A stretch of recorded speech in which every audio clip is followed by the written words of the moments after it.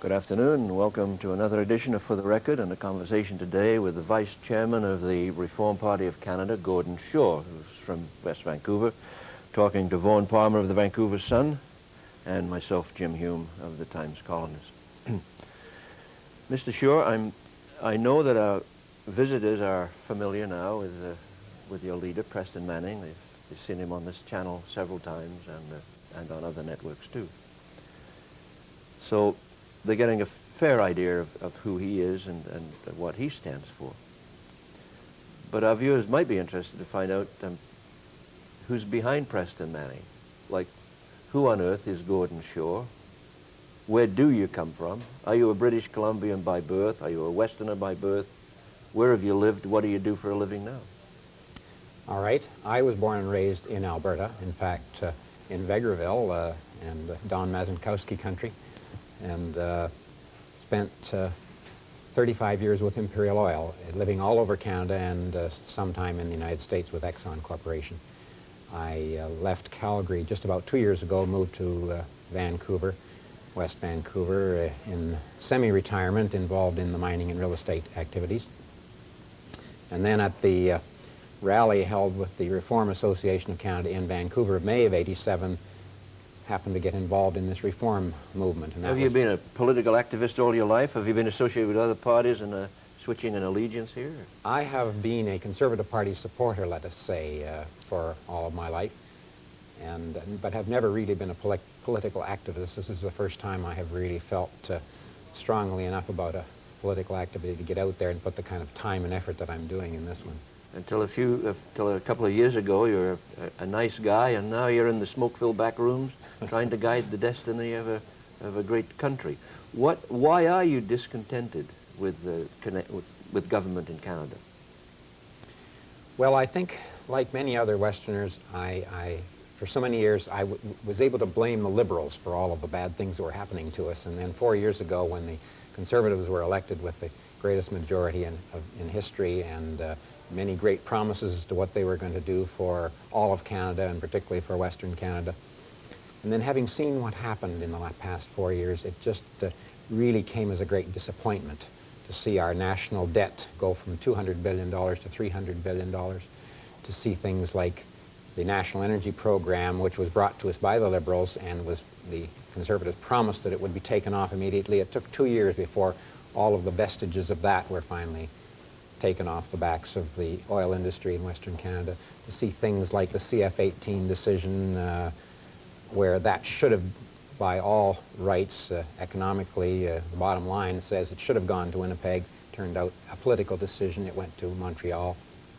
Things like Bill C-72, the extension of the French Languages Act.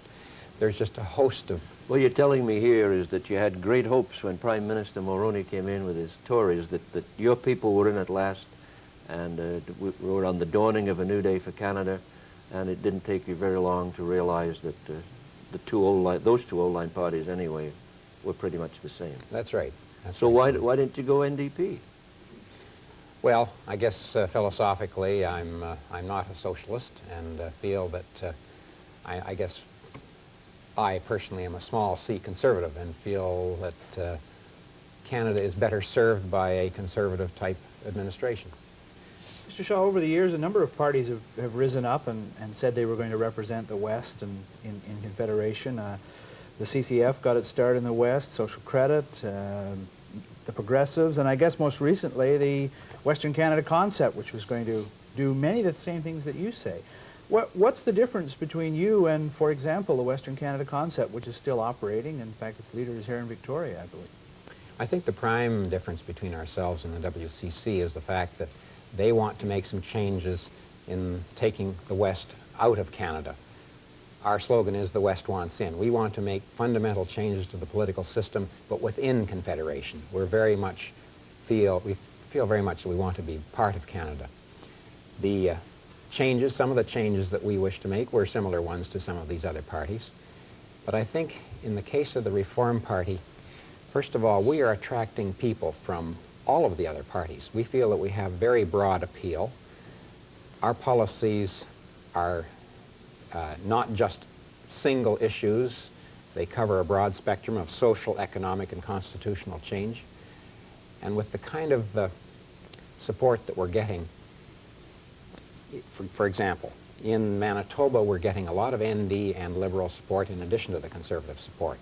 As you move west, I think the portion of support tends to be more Conservative.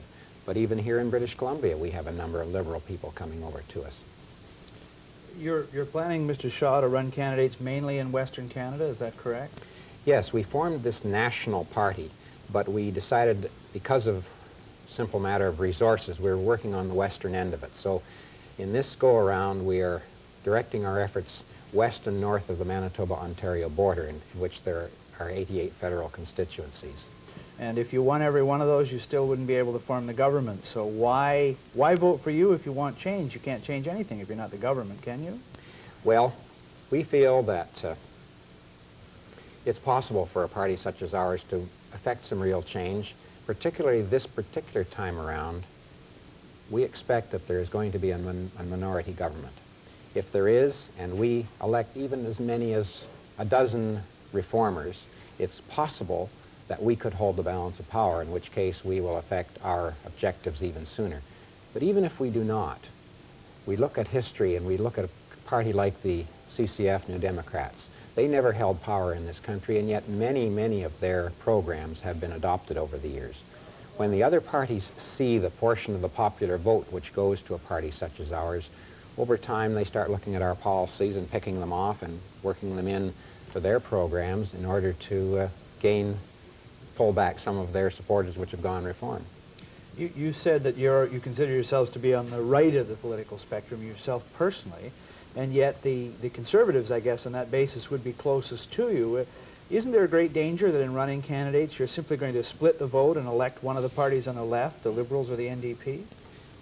Well, first of all, I feel we should try and avoid placing ourselves on a particular spot on the spectrum, because when you look at some of our policies, particularly to do with social programs and the environment, we line up very closely with the NDP.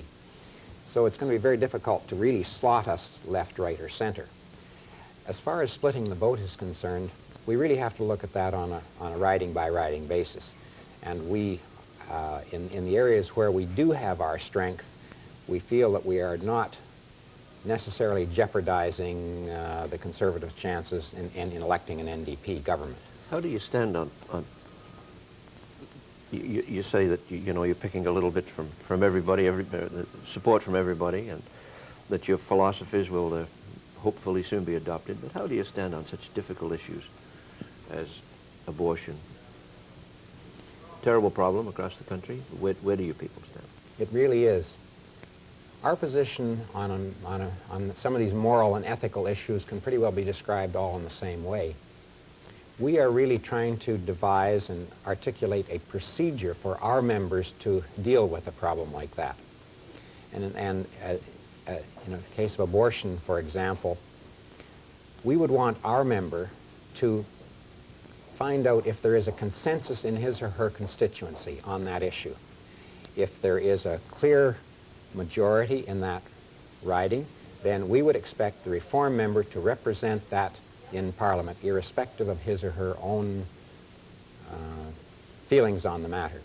If there is no clear consensus, and at the same time the member should make his or her own feelings known to the constituents, they may want to advocate that position in a debate with their constituents, and then the constituents know where that member stands. If there's no clear consensus, then the member should vote the way they personally feel on the matter. Would that apply on every major issue that came up in Parliament with your member? You would expect him or her to return to the constituency and say, look, we have this major problem before the country.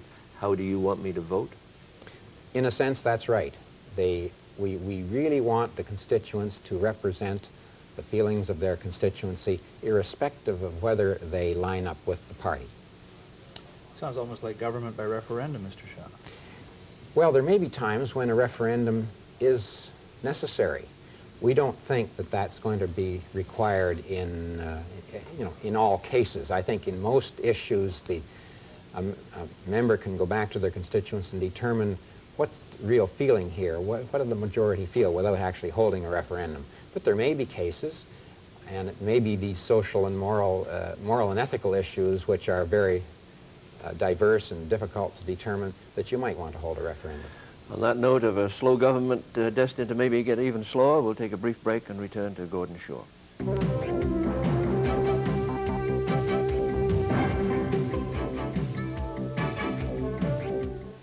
Mr. Shaw, you said in the first segment that you didn't think that your party, the Reform Party of Canada, would be splitting the Conservative vote, that you didn't think that was a reason for not voting for the Reform Party, and yet your leader, Preston Manning, is chosen to run against probably the best-known Tory in the West, Joe Clark in High River in Alberta. I mean, isn't that obviously an attempt to take on the Conservatives head-on? Well, in that particular instance, and incidentally, the writing is Yellowhead. I'm sorry. Well, that is certainly a deliberate attempt to take on the Conservatives, no doubt about that. And in terms of splitting the vote, obviously, when we step into the arena, we are splitting votes from some. The votes have to come from somewhere, and in a lot of cases, we're splitting away Conservative votes as well as Liberal votes, and in some cases, New Democratic votes. In the Yellowhead riding, I think with the kind of majority Conservative vote that usually prevails in that riding, while there will now be a splitting up, I don't think that really risks electing anything other than either a Conservative or a Reformer. Why is Mr. Manning so upset with Joe Clark? Why has he taken on this personal crusade against, I guess, the only Prime Minister the West has produced since John Diefenbaker? Well, I wouldn't say that Mr. Manning is upset with Joe Clark. I think Mr. Clark's constituencies are upset with the way they feel that he has not represented them since he became their member. And in fact, it was several members of Joe Clark's constituency organization who resigned, joined the Reform Party, and then invited Mr. Manning to indeed be their candidate in that riding. Joe Clark, they say, is a nice guy, but he does not represent the people in that riding. Will you be a candidate? No, I don't plan to be a candidate. You're going to stay in the back room where it's more fun. I guess if that's what you say, so yes. In your leaflet on the Reform Party, under the political strategy heading, it says the Reform Party of Canada proposes to run candidates committed to a reform program in the 88 federal ridings west and north of the Manitoba-Ontario border. At a luncheon meeting not too long ago, where I first met you and Mr. Manning, you sort of geared that back to 66. That was your chosen target. Why have you trimmed the list by 22, and which 22 are you now going to ignore? Well, our total potential was 88. Now, it depends on how soon the election call comes. We've now been a party just under a year. We've been starting from ground zero and having to gear up and form constituency organizations into that total area of 88. And given our outlook now on the assumption that the election call may be coming next week, which is sort of the sort of thing we're expecting, we feel that we will now have candidates in about 60 out of the 88. It's not because we have deliberately trimmed back or deliberately not run in certain areas. It's just a question of having the resources and getting people organized and finding candidates. Well, when you're talking about resources, at the same luncheon that I mentioned a few minutes ago, you will remember that I only asked one question of Mr. Manning in the press conference, and I asked him what sort of war chest you had for an election, and was somewhat dismayed to find out that you don't have much of a war chest. He said something about you had collected $200,000 in the first 6 months of this year, but you were spending it as fast as it came in. Now, you can't run a modern election without money. Where are you getting the money from? Well, it's true. We don't really have a war chest, although, as we say, we're at least $6 million ahead of the Liberals. It's funny the way this party is going. We don't really have any money. We have nothing ahead, and yet we managed to meet the budget every month. The money is really coming from individuals all across the West. We now have members numbering about 13,000, and they're all reaching down into their pockets. It's individual contributions, and as far as financing the election in terms of the candidates themselves, most of the constituency organizations are taking on the task of raising the funds to run their candidate. I'm talking about millions of dollars. Now, just before we came on air today, you showed me a tape, which we didn't have time to listen to, of what you told me were two, presumably radio spots? No, this is TV commercials. Two TV commercials, 30 seconds each? Three 30-second spots. Yes. What have they cost you? Well, it represents probably about $30,000 worth of work, which we were able to get for about $6,000. And what will it cost you to air a 30-second commercial? Well, I'm finding that that's a very expensive proposition. And so, again, we are coming up with the money. Certain individuals, when we explain to them what we have, when we want to run some TV time, they reach down or they call some of their friends, and then pretty soon they come up with $8,000 or $10,000 and say, here, put this in, let's run those spots. Almost a spiritual movement. What? Mr. Shaw, I think if you ask the representatives of the other three established parties in Canada, they would probably say that the big issue of this coming election is going to be free trade with the U.S. Where does your party stand on freer trade with the United States? We believe that free trade is good for Western Canada, and in concept we support free trade. But we like to say that we support free and fair trade north-south as well as east-west. We feel that, for example, within Canada we really don't have free trade and would like to see some barriers between provinces brought down. But in concept, the free trade agreement will be good for the consumers in Western Canada, because we're really only talking about 15% roughly of the trade that is not yet free. But that 15% is something that the West has been paying the cost of for 100 years. And we do support free trade and would support that sort of agreement. The other three parties all agree on the Mulroney government's other big achievement, I guess, which is the Meech Lake Accord and the Constitution that was reached a year or two ago. Do you join in that chorus of support, or do you have a different view of Meech Lake? Well, we have quite a different view of Meech Lake. We feel that that accord is flawed in many respects, and we do oppose it. And we certainly want to support the two provinces who have not yet ratified the agreement and are urging them to do nothing, which is not too difficult in the case of some governments, to do nothing with that accord until 1990, in which case it will die. The main reason we are opposed to it, of course, is that it changes the amending formula so that it requires complete unanimity for any future constitutional changes. And since one of our other prime targets is Senate reform, we feel that that will never be accomplished if the Meech Lake Agreement goes through. Senate reform, Mr. Shaw, is an issue that I've never heard anyone other than a politician express any interest in whatsoever. Why reform the Senate? Don't you think most people just find it something they wish that would go away? Well, we have found that since we have really raised the profile of Senate reform in Western Canada, the people that we're talking to are now starting to understand what the role of the Senate could be in what we call the Triple E concept, equal, elected, and effective. It's not going to be an easy task because of the way, let's say, the vested interests in keeping control in terms of even the Senate in its present form in Ontario and Quebec.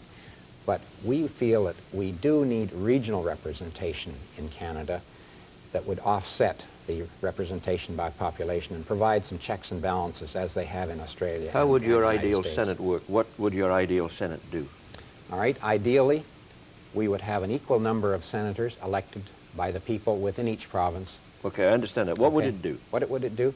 It would have the very similar powers to the House of Commons, and would then they would have ratification of legislation passed through the Commons, and as the Commons would have ratification of legislation passed through Senate. So we're going to elect the House of Commons to govern the country. The members, according to your philosophy of that House, anytime they reached a major decision, would say, hold it while we go back to our constituency to find out what they think. They would eventually get back to Parliament and sometime down the road vote in favor of something, this would now go to your Senate, which would presumably do the same thing all over again, go back to find out what its constituents thought. Will we ever get a decision out of the Reform Party? Well, the way you describe it sounds very laborious, but in fact it would work a lot more smoothly than that. The model we have chosen is that which is used in Australia. It works very effectively and efficiently. Those tasks are all going on concurrently, but it does provide a system of checks and balances so that the House dominated by population representation, which is in this country central Canada, does not put through legislation that would work to the disadvantage of the less populated regions. Have to take another brief break, but we will return to Gordon Shaw.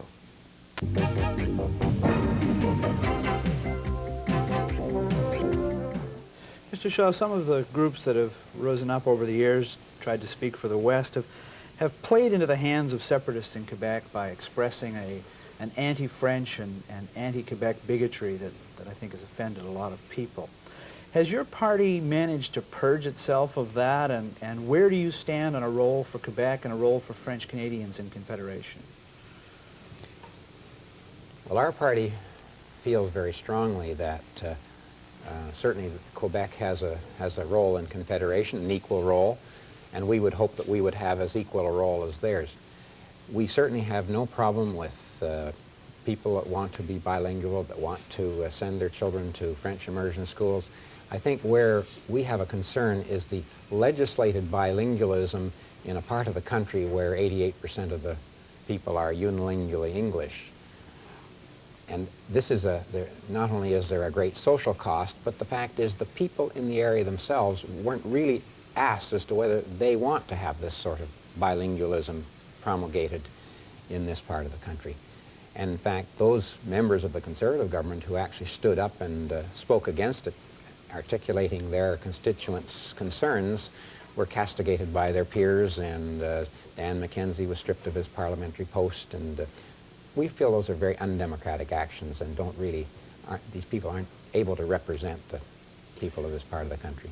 Most national leaders over the past 15 years have told us that official bilingualism is the price of keeping Quebec within Confederation. Aren't you afraid you'll play into the hands of the separatists with your position? Well, I really don't think so. As far as separation is concerned, I think the Meech Lake Accord, if it goes through, provides more mechanism for Quebec and encourages the separatists there more than our stand on bilingualism. No, I think if you went and talked to most people in Quebec, they are really not concerned about whether or not we are bilingual here in British Columbia. They're primarily concerned with their own language rights and their own destiny within Quebec. Do you think that the immigration issue will play at all in the election? Well, we think it will, particularly here on the West Coast. Certainly, the people we talk to in Vancouver, immigration is almost one of the first issues that they bring up. They're very concerned what has happened about Canada, with Canada's loose immigration policies. And again, I must say that we encourage immigration. Canada needs immigration, and it's immigration that has built this country. What we are really opposed to is the way the policies have been For the Record administered. was taped at the CHEK television studios in Victoria, British Columbia.